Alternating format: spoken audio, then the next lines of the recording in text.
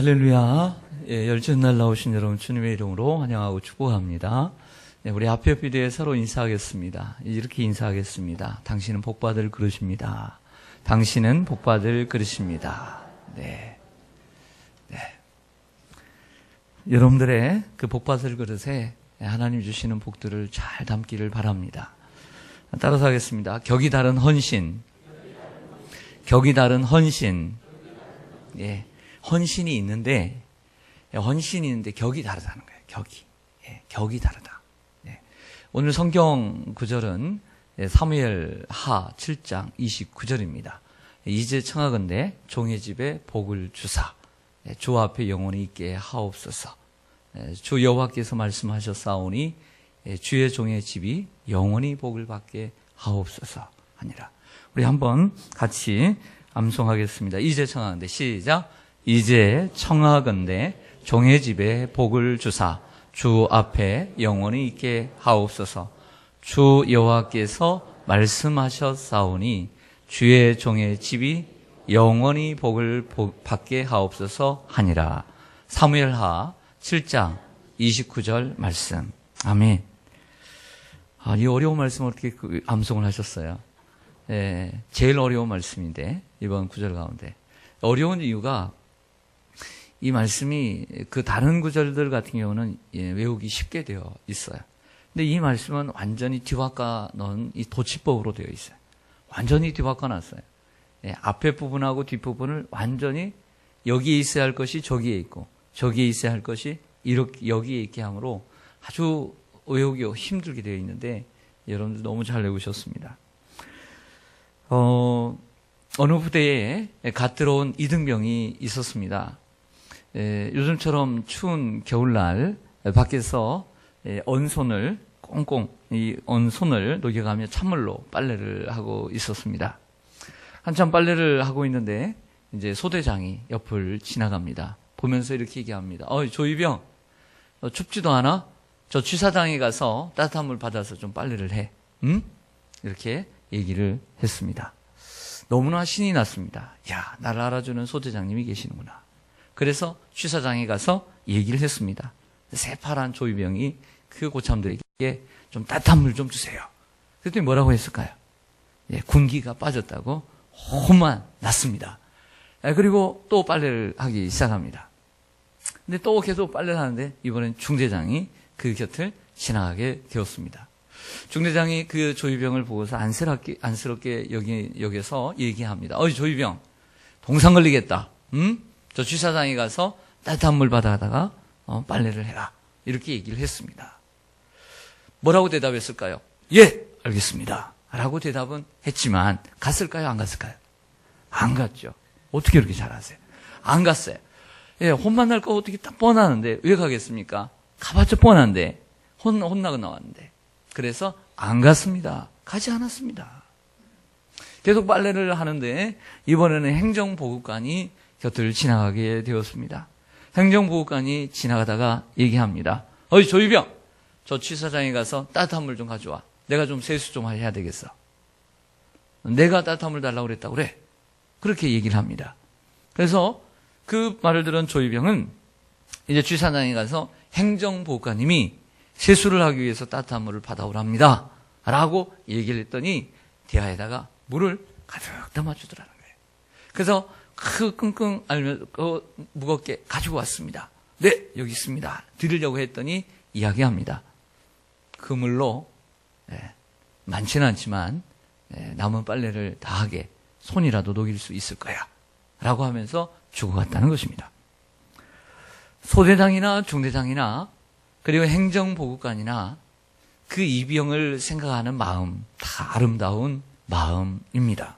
하지만 이 소대장과 중대장이 그 조이병을 생각하는 마음과 행정보급관이 이 조이병을 생각하는 그 마음씀은 격이 다른 거예요. 마음씀이 다른 거예요. 마음이 없는 건 아니에요. 다 마음이 있어요. 마음은 있지만 마음씀이 다르고 격이 다른 마음씀이었다. 이렇게 저는 평가하고 싶어요. 오늘 본문은 다윗이 왕이 된 후의 이야기입니다. 왕이 되어서 정치적인 안정 그리고 경제적인 부흥을 이루었습니다. 더 나아가 자신이 거하는 궁을 몇 년에 걸쳐서 백향목으로 멋지게 아름답게 건축을 하였습니다. 자신의 집을 백향목으로 짓고 보니 다윗의 마음에는 한 가지 소원이 생겼습니다. 그것은 천막으로 되어 있는 하나님의 저 성막을 새로 짓고자 하는 마음이었습니다. 이러한 마음을 선지자 나단을 불러 표현을 합니다. 오늘 본문 2절과 3절로 가겠습니다. 사무엘하 7장 2절과 3절. 왕이 선지자 나단에게 이르되 볼지어다 나는 백향목 궁에 살거늘 하나님의 궤는 휘장 가운데 있도다. 나단이 왕께 이르되 아뢰되 여호와께서 왕과 함께 계시니 마음이 있는 모든 것을 행하소서 하니라. 따라하겠습니다. 마음에 있는 모든 것을 행하소서. 여기에 중요한 단어 마음에 있는 모든 것 이것입니다. 이 말은 즉 다윗이 성전을 건축하고자 하는 그 마음을 이야기합니다. 다윗은 하나님을 향한 마음씀이 달랐습니다. 어떻게 달랐느냐?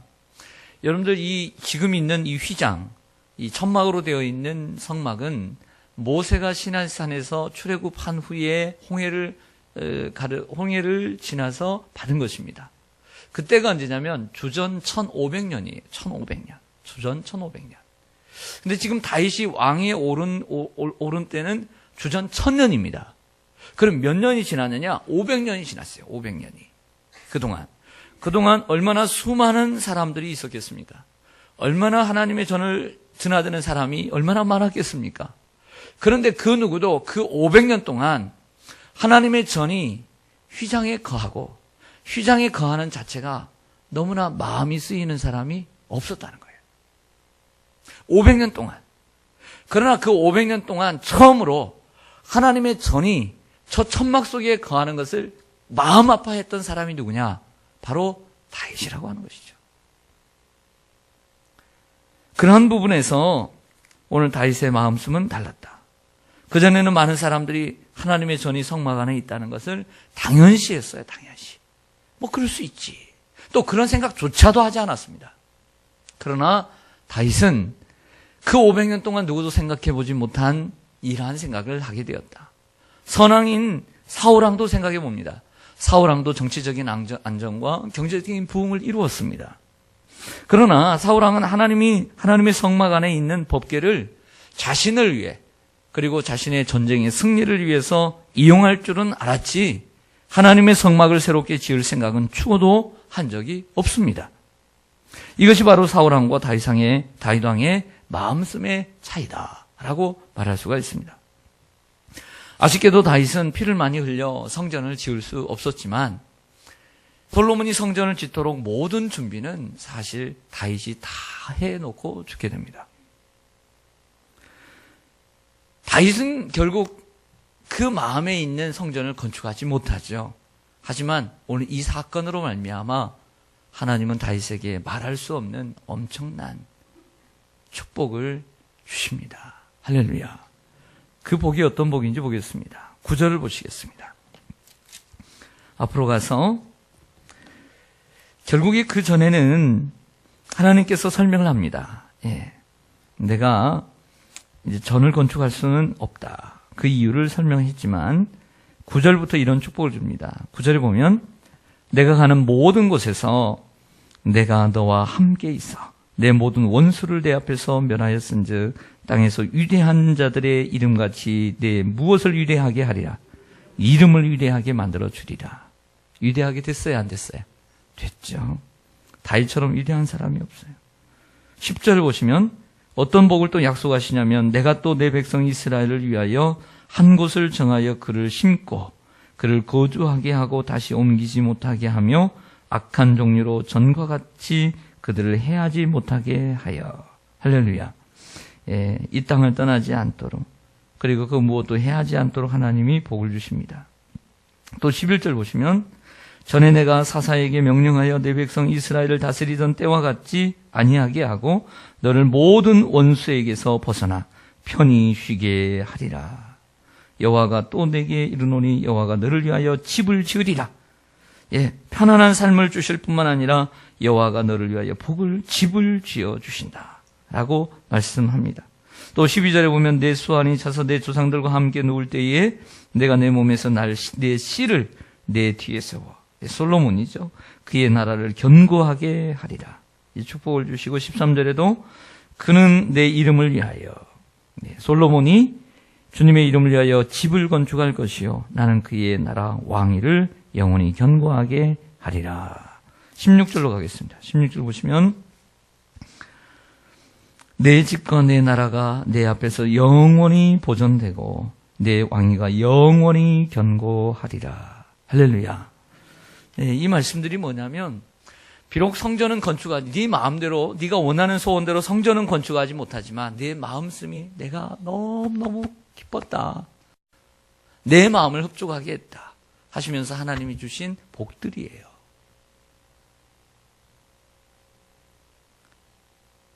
하나님은 왜 다윗에게 이러한 엄청난 축복을 해주셨을까요? 건축도 하지 않았는데 그것은 지난 500년 동안 누구도 생각해내지 않는 일을 생각해내었고, 그리고 하나님을 향한, 그 하나님의 또 전을 향한 마음씀이 달랐기 때문에 그것을 보신 하나님, 그 중심을 보신 하나님께서 기뻐 아니할 수가 없었던 거예요. 복을 주지 아니할 수가 없었던 거예요. 그 당대뿐만 아니라 자녀손 대대로 복을 주지 아니할 수가 없었던 거예요.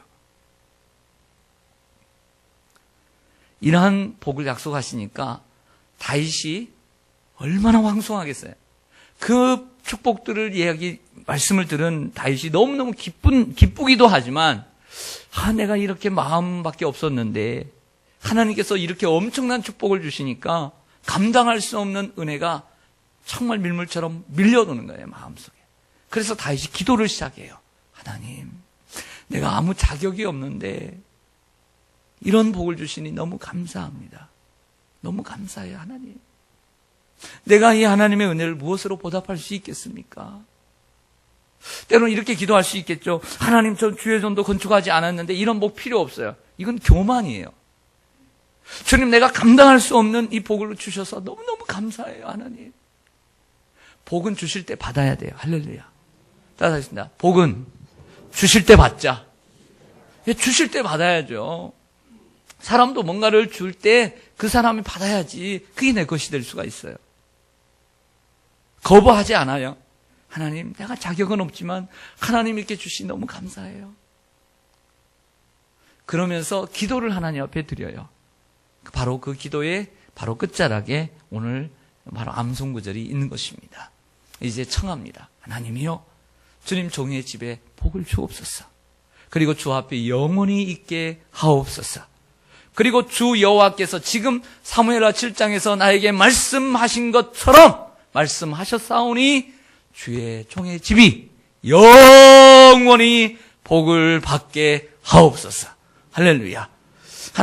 하나님께서 이 말씀하신 것, 주의 종이, 그리고 주의 종의 집이 이 복을 누리겠습니다. 할렐루야. 이런 기도인 것입니다. 하나님은 우리를 사랑하실 때 어떤 사랑을 베푸셨습니까? 네, 하나님은 사랑이시라. 우리가 하나님을 사랑한 것이 아니요 하나님이 우리를 사랑하사 그랬습니다. 하나님의 사랑은 먼저 주시는 사랑이었습니다. 그리고 계산하지 않고 주시는 사랑이었습니다. 자기 아들 예수 그리스도를 십자가에 내어주시기까지 우리를 사랑하셨습니다. 그런데 우리는 하나님을 사랑한다고 하면서 자꾸 계산을 합니다. 하나님은 계산하지 않고 우리를 사랑하셨는데 우리는 자꾸 계산을 해요. 네, 시간을 계산하고 내게 있는 돈을 계산하고 내 할 일을 계산합니다. 내게 줄 거하고 받을 것을 계산합니다. 그리고 내 건강을 계산하고 나의 살아갈 날을 계산하고 나의 소중한 것들을 하나하나씩 꼼꼼하게 계산하면서 하나님을 섬기는 모습을 발견합니다. 그러나 하나님은, 그리고 예수님 우리에게 말씀하십니다. 마음을 다하고 성품을 다하고 뜻을 다하여 주 여호와를 사랑하고 내 이웃을 내 몸과 같이 사랑하라. 말씀하십니다. 우리는 언제 감동합니까? 우리는 사람에게 언제 감동합니까? 누군가 나에게 계산하지 않고 사랑을 베풀 때 우리는 감동하는 줄로 믿습니다.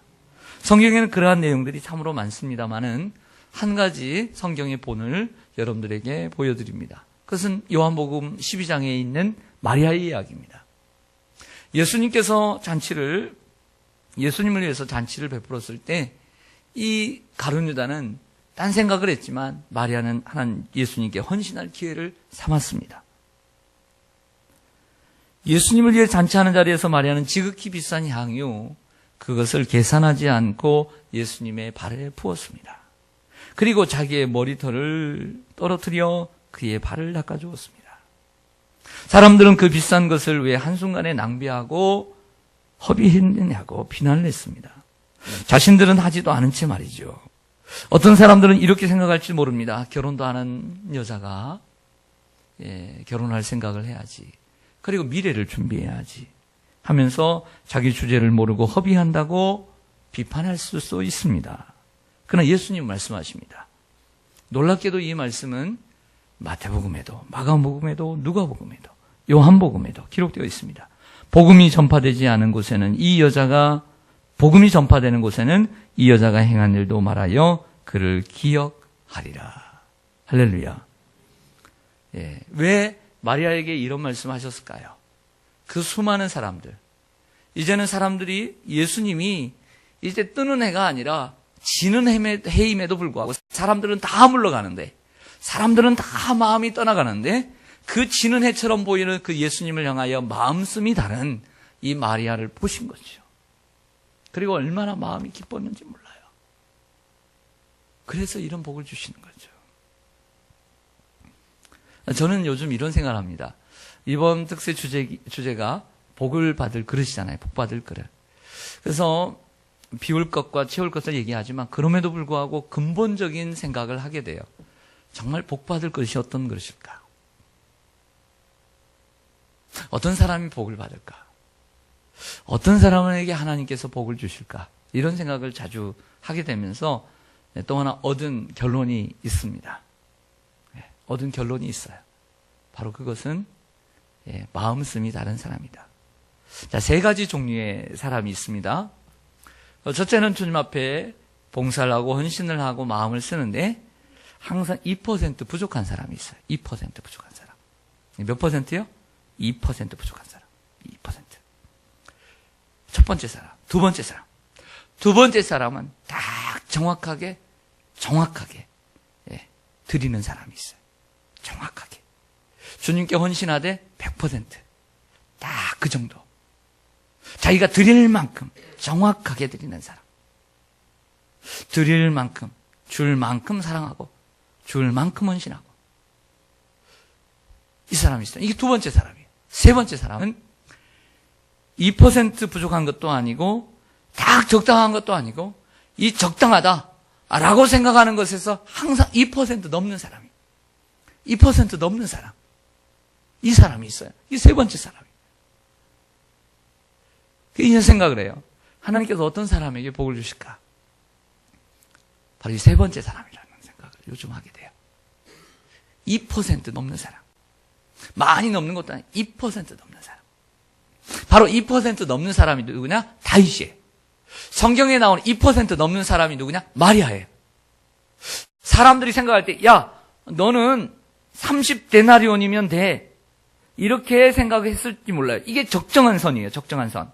그런데 300데나리온을 드리는 거죠. 300데나리온.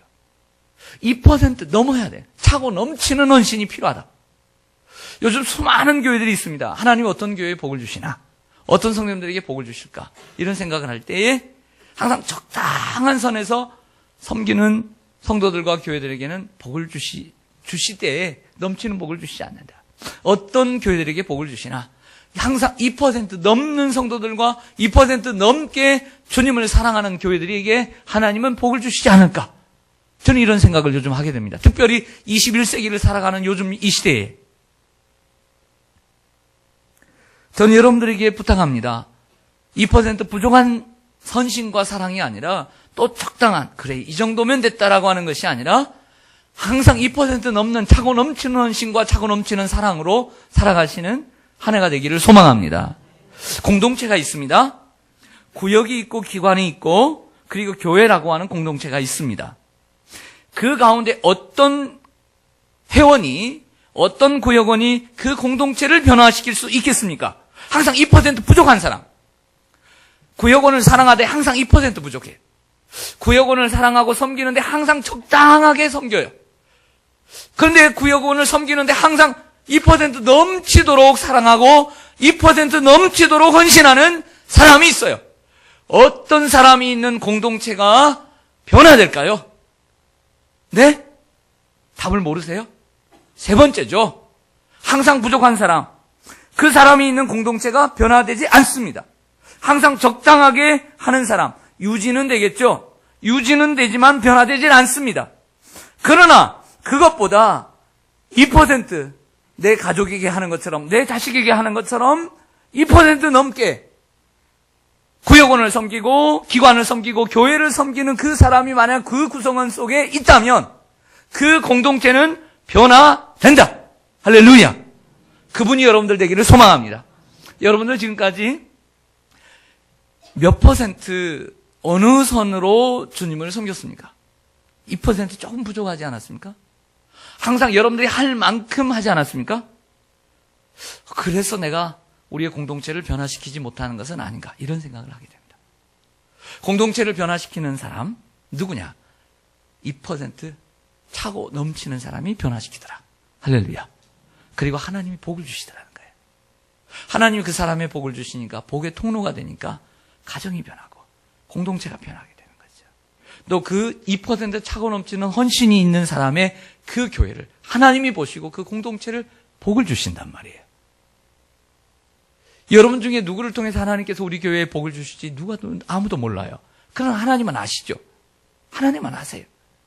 하나님의 전을 위해서 다윗과 같은 마음을 가지고 있는 그 한 사람, 그 한 사람을 위해서 복을 주시죠. 예루살렘을 위하여 평안을 구하라. 예루살렘을 사랑하는 자들은 형통하리로다. 마음이 있는 그 성도, 교회에 복을 주시지 않을지라도 그 교회에 향해서 다윗처럼 마음을 쓰는 그 성도에게는 하나님이 그 가정에 복을 주십니다. 그러면 2% 넘치는, 차고 넘치는 이러한 마음씀은 어디에서 많이 드러날까요? 쉽게 말씀드려서 자기 자녀들에게 나타난다는 거예요. 자기 손주들에게 나타나요. 다른 사람들에게 대하는 태도와 자기 자녀와 자기 손주에게 대하는 태도는 다르죠. 오늘 자녀가 아침을 안 먹고 갔다. 오늘 아이가 시험을 치른다. 오늘 아이가 뭐 한다. 그러면 마음씀이 다른 사람에게 대하는 것하고 내 새끼에게 대하는 태도하고 같아요, 틀려요? 여러분들 똑같아요? 왜 대답을 안 해요? 같아요, 틀려요? 남의 자식하고 내 자식하고 대하는 태도가 달라요, 같아요? 다르죠. 그거란 말이에요, 그거. 그것이 다른 거예요. 그것이 차고 넘치는 거예요. 그것이 차고 넘치죠. 저는 아직 손자가 없어요. 있을 수가 없죠. 그렇지만 손자가 생기면 사랑이 넘쳐요. 우리 장로님들이나 우리 집사님들, 제가 놀라운 건 뭐냐면 손주가 있을 때하고 없을 때하고 너무 달라요. 손주가 있을 때하고 없을 때하고, 없을 때는 유튜브에 관심이 없어요. 관심이 없는 거 아니고 관심이 적어요. 저 잠옷실에 관심이 없어요. 잠옷실에 관심이 없어요. 안전에 관심이 없어요. 그러나 내 손주가 생기면 관심이 달라져요. 내 손주가 생겨서 우리 교회에 다니면 내 손주가 어디서 다치지 않을까? 내 손주가 있는 공기는 어떨까? 환기는 잘 되나? 따뜻한가? 이게 마음씀이 다른 거예요. 이해가 됩니까? 됩니까? 느낌이 옵니까? 바로 이거라는 거죠. 이거라는 겁니다. 이거예요. 마음씀은 바로 이러한 마음을 얘기하는 거예요. 네. 성경에서 말하는 복받을 사람, 그리고 칭찬받는 사람은 어떤 사람이냐? 마음씀이 다른 사람이다. 그리고 다른 것은 잊어버려도 이것을 기억하셨으면 좋겠어요. 2% 부족한 헌신과 2% 부족한 사랑을 주는 사람이 있다. 그리고 딱 정확하게 딱 맞게 주는 사람이 있다. 네, 우리가 하나님께도. 그러나 하나님 앞에 헌신을 다할 때에 우리가 할 수 있을 만큼은 이 정도인데 더 넘치도록 2% 차고 넘치는 사랑을 주님께 드리고 2% 넘는 차고 넘치는 헌신을 주님께 드리는 사람이 있다. 내가 사는 공동체, 내가 지금 몸담고 있는 이 공동체를 변화시킬 수 있는 사람은 2% 차고 넘치는 사람이다. 사랑을 주어도 2% 차고 넘치게, 주님 앞에 헌신과 봉사를 해도 2% 차고 넘치는 사람에게 하나님 복을 주시고 그 교회에 복을 주시라는 거죠. 할렐루야. 교회를 향해 다윗처럼 마음씀이 다른 여러분들이 되기를 소망합니다. 예수님을 향해 마리아처럼 마음씀이 다른 삶을 사시기를 바랍니다. 마음씀이 다른.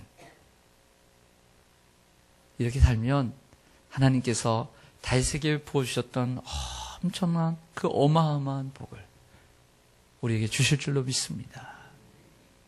마리아가 물질적으로는 그 후에 복을 받았는지 몰라요. 그러나 꼭 물질의 복만이 있는 것이 아니라 복음이 전파되는 곳에 너의 행한 일도 기억되리라. 네. 우리가 많이 먹어도 새끼 먹고, 네. 옷 입어도 몇 개 안 입죠. 그러나 우리가 하나님 앞에 기억되는 사람, 어떤 사람? 항상 부족하게 헌신하는 사람 아니라는 거죠. 항상 그만큼만 헌신하는 사람 아니라는 거죠. 어떤 사람이 기억되느냐? 항상 2% 차고 넘치는 사람. 네. 오늘 여러분들의 구역에, 올해 여러분들의 기관에, 교육부서에, 성가대에, 몸된 교회에, 여러분들이 가정에 하는 것처럼, 여러분들이 여러분의 자녀들에게 하는 것처럼 좀 더 2% 차고 넘치는 사랑과 헌신을 하신다면 분명히 복받을 만한 그릇이 되리라고 확신합니다. 아멘. 기도하겠습니다.